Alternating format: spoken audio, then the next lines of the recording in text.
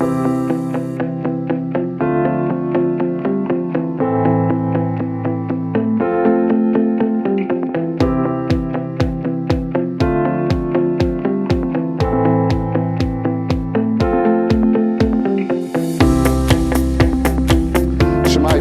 everybody, Will Rees here, Communications Manager of Cartreficast, with another episode of Cartreficast.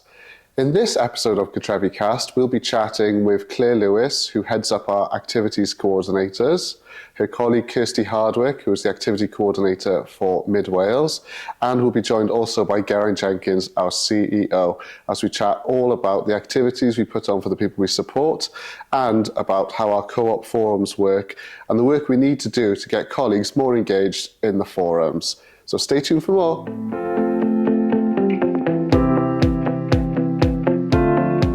Hello, welcome back to Cartreficast, and I'm really pleased to be joined here by Claire Lewis and Kirsty Hardwick. Welcome to the cast, guys, and would you like to introduce yourselves quickly for our viewers? Go on, Kirsty, you can go first. I'm Kirsty Hardwick, I'm Activities Coordinator for Powys and Gwent.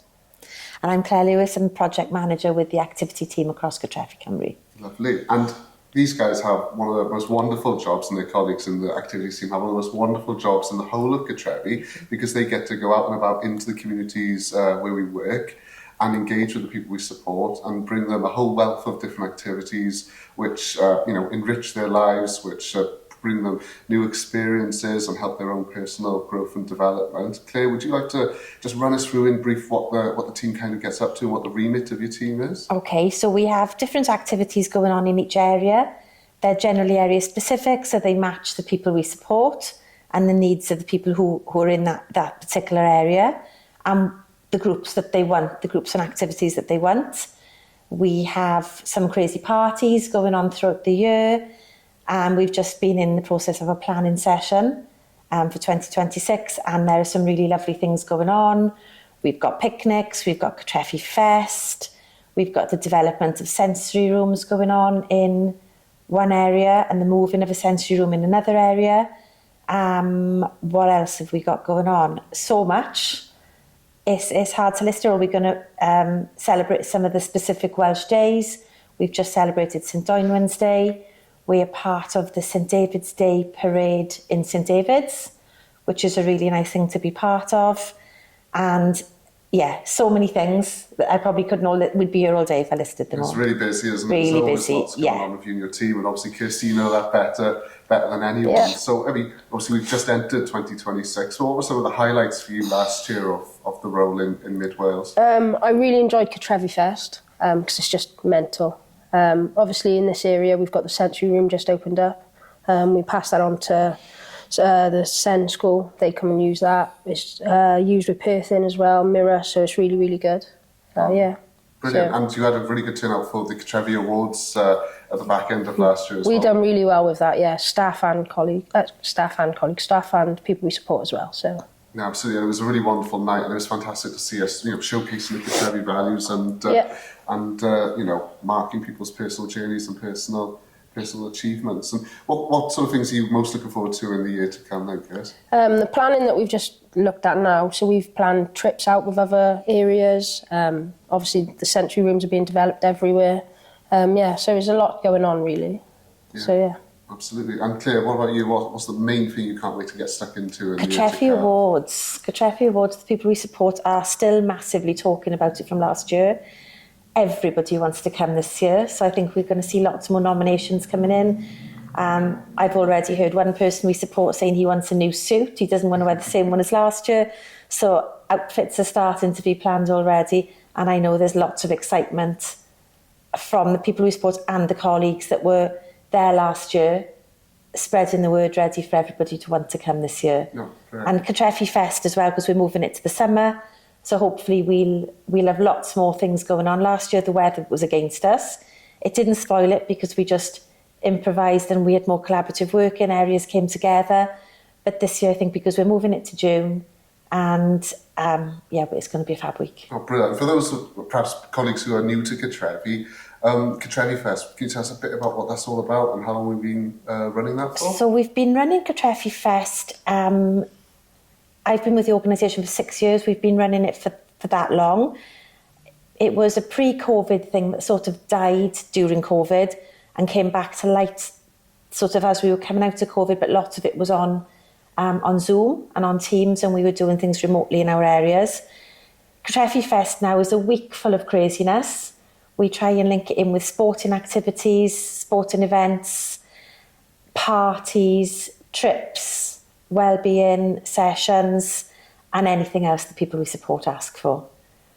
So some areas do it a few things per week, and other areas just go completely crazy, and we see 5 days of craziness, which results in the activity coordinators needing the week off after. That's fair enough, very understandable. Yeah. I like for you, Kirs, like, you know, the landscape has moved on in recent years in terms of people's expectations of activities and what they want to get up to. Gone are the days of, you know, renting a room and doing just jigsaws, board games and very sort of one-dimensional activities. Do you find that the people we support in Mid-Wales have got lots of different ideas and a lot of hunger for different types of activities? Yeah, so we had a forum the other day and someone asked for a photography session. Someone else asked for a wicker like a basket thing that they'd made in something else, so they wanted to do it and bring it over to us. We've got online safety training just being rolled out, so we're going to pass it on to the people we support now in the coming months. So, and we've also just done a safeguarding one, so things are changing. And they want to do a lot of trips as well, days out, not just sitting in rooms. Oh, fantastic. Yeah, and I hear there's a lot of irons in the fire regarding trips. Probably no spoilers just yet. No spoilers yet, no. But it's really exciting, and obviously, like I say, you know, your role, it's wonderful that you get to touch on so many different people's lives and different communities across Wales. You know, we're all facing similar challenges around funding and things like that, but we do the best we can with what we've got, and I think you guys do a fab job, and you only need to go on social media and see the sessions around cookery and celebration days, like you say, Claire, St. John's Day. Yeah. And you can see exactly what's going on. And I guess you guys, never been busier, and the demand is certainly there for... The demand is growing, and we really are reaching external individuals now. It's not just the individuals that Cartrefi support. We are reaching the wider community. So there's lots of friendships being made, which is really, really nice. We're working with volunteers now in different areas and moving them, giving them basic skills, and then moving them on to the next steps where they can gain other volunteering skills, and then move on to into the world of paid work, if that's what they want. So that's really nice as well. So we are touching on the community and not just the Cartrefi community. Yeah, no, that's brilliant. And I guess, like I said, as funding has come out of local authorities and things like that, we're filling that gap, and it's really important for us to do that. And like you say, to be very person-centred in what we offer. So, one person's journey does not look like another person's journey. And for some people, like I say, it might be a journey that takes them into paid work, or it might be a journey that takes them into volunteering or elsewhere. And that's really special, that we capture all of that. But, let's finish on something a bit more lighthearted. So that's the work. How about, at home, personal? I know you've been on a bit of a holiday, Kirs. Can you tell our viewers where you've been? It sounds like quite an exciting. Just come back from Thailand. 2.5 weeks. It was a bit wild, but we won't get into that. No, fair enough. Claire, no big holidays planned for you? I've got quite a few holidays planned this year, so I'm looking forward to the year ahead. Oh, lovely job. Well, thank you both so much for giving us a bit of your time. Thank you for being in our, one of our first episodes of the Cartreficast. It takes a bit of bravery to come and join me in the chair in front of the camera, but really appreciate it, and hopefully we can catch up with you later in the year and hear a bit more about what's been going on. Thank you. Cheers, guys.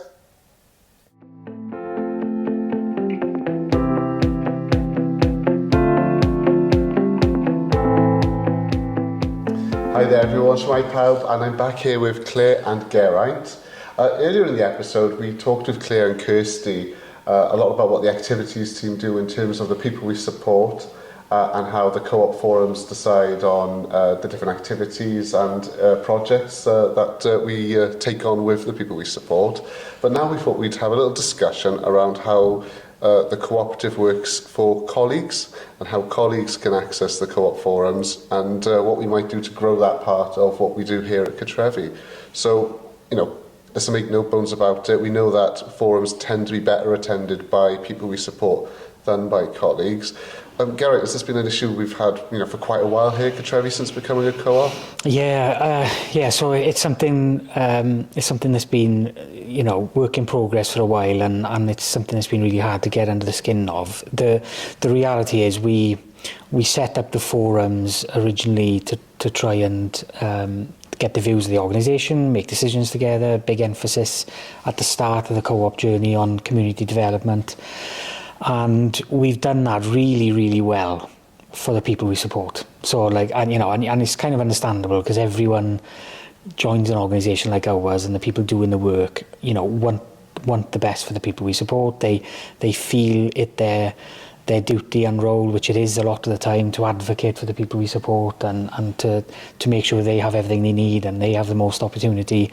And so it's really laudable that that's where we've ended up, and really understandable. But we've not put enough energy into sort of balancing it out. The reality is we can only deliver great things for the people we support, and we do that really well. But we can only do that with a well-supported workforce.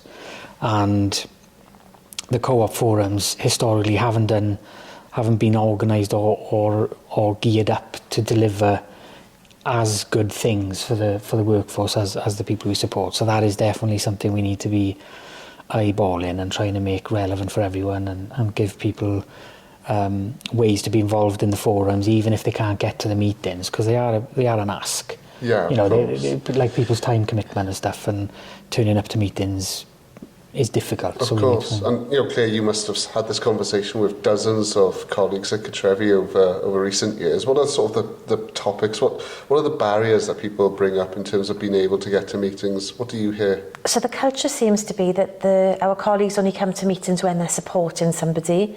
They don't see that the meetings are for them or for their benefit. So it's changing that culture and looking at a way to try and get our colleagues into meetings when they aren't on shift. But at the moment, that's a real struggle, is to get them in, because they predominantly think that they're coming to support that person that we support, and then it's not for them, it's just for the people we support. So it's changing that culture. A quick break from our chat with Geraint and Claire so we can bring you a special message from the activities team.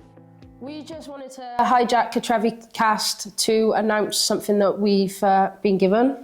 So our amazing Amy Baker, our activity coordinator in Bridgend, has been shortlisted as a finalist in the 3rd Sector Care Awards for the Development and Innovation Award. Amy was nominated by a person we support for her sensory magic that she does every day and in her sessions in the Bridgend sensory room, and aims massively at the high-end care and support needs and just creates magic. So we really want to say a massive congratulations and well done from all of us at the activities team with Cartrefi. Thank you. And now back to our chat with Geraint and Claire. We are struggling with really good examples of where the workforce feel like the meetings are theirs and feel like they're making decisions that impact them. I think that's okay to say. And our colleagues are good at making decisions for the people we support, but they're not good at coming to the meetings and making decisions for them that will affect their working lives. It's only the people they support that they think of when they come to the meetings. As they do when you talk to them about anything else, they don't think about themselves in anything.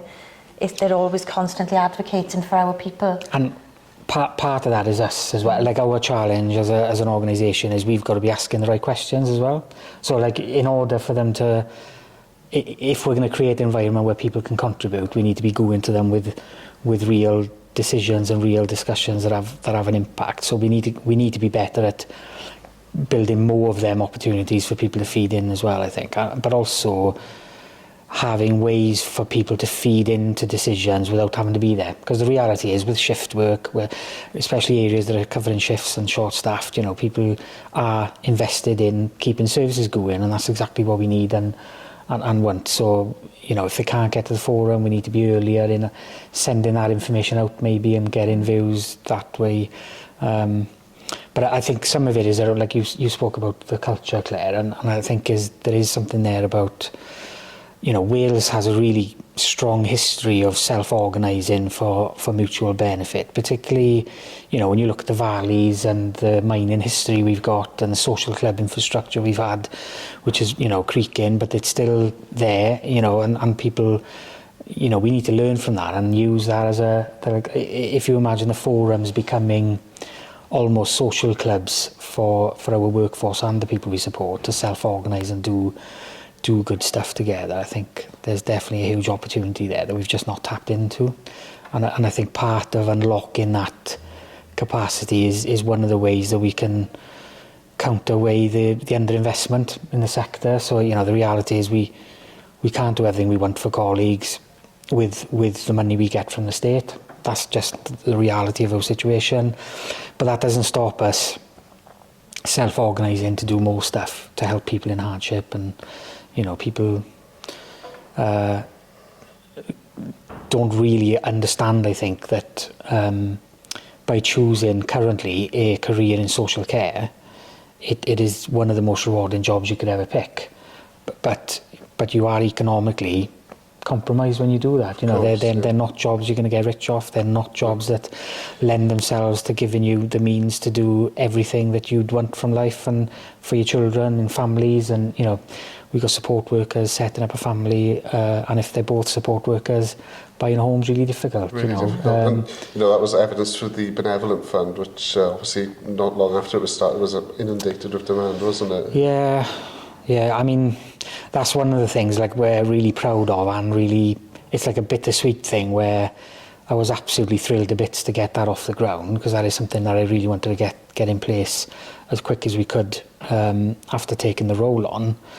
But it is it's like something to be ashamed of as well. It's like why should we have to have a benevolent fund? But because actually what we want to be working towards is careers for people in this space where people don't need to be living in hardship and have enough or salary and income to sustain a good life, exactly the same good life that we strive for the people we support. You know, meaningful stuff, safe and secure housing, you know, to be valued, and actually everyone wants the same stuff, and we need to be organising ourselves to make sure the workforce has as much opportunity to them things as the people we support. And so the Benevolent Fund is really great. We've helped loads of people through that fund, not everyone, because you know but forums have started to organise themselves to raise some money to get that sustainable and get it topped up, which is great. Yeah, absolutely. And that's the other side of the coin, isn't it, Claire? Because the people we support, they'd be really passionate about,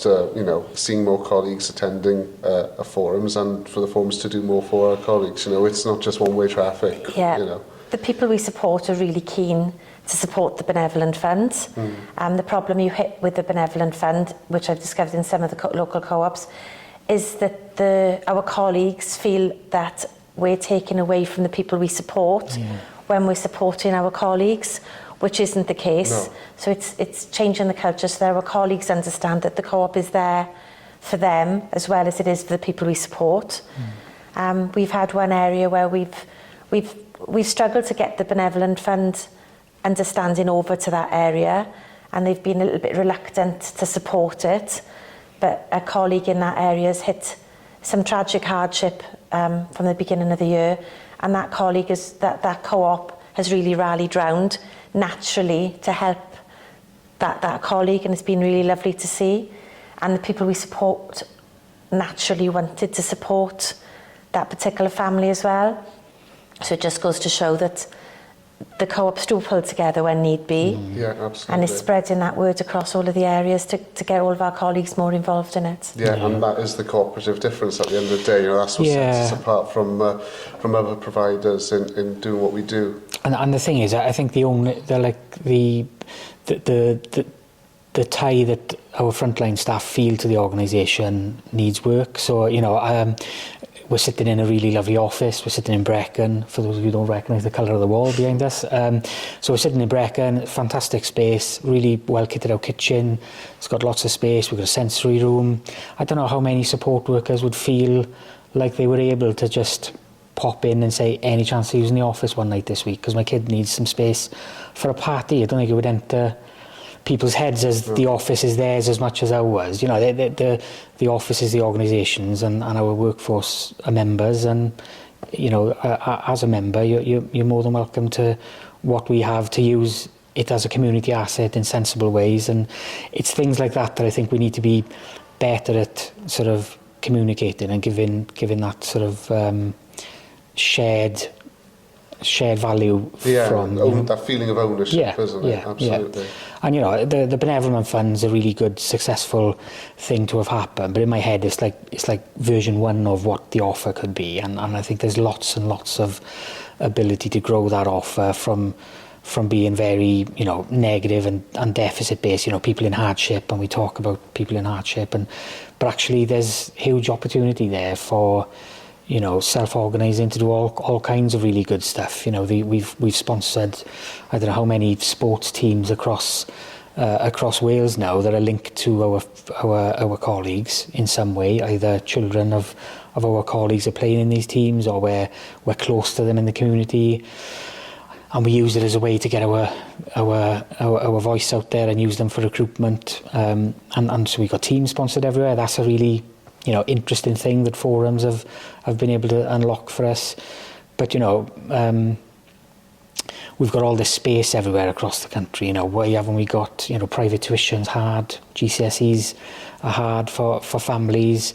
We could be self-organising homework clubs. We could be self-organising sponsorship for students to go to university without too much debt. There's all kinds of things that as a forum we could be self-organising and raising awareness and funding for, that will help frontline workers, particularly given they're the lowest paid in our society. So I guess the key takeaway here then, guys, is as much as we front up to the fact that elements haven't worked so well for colleagues thus far in the model, is that there's so much scope for growth and development. And I know, Claire, just how collaborative and friendly your team is, the activity coordinators, and that any ideas and suggestions anyone watching has for us and how we could further incorporate colleagues into the forums and the decision-making process is something we'd love to hear about, isn't it? Definitely. 100%. And like Geraint says, there are resources here, there are facilities here, and if people have an idea, then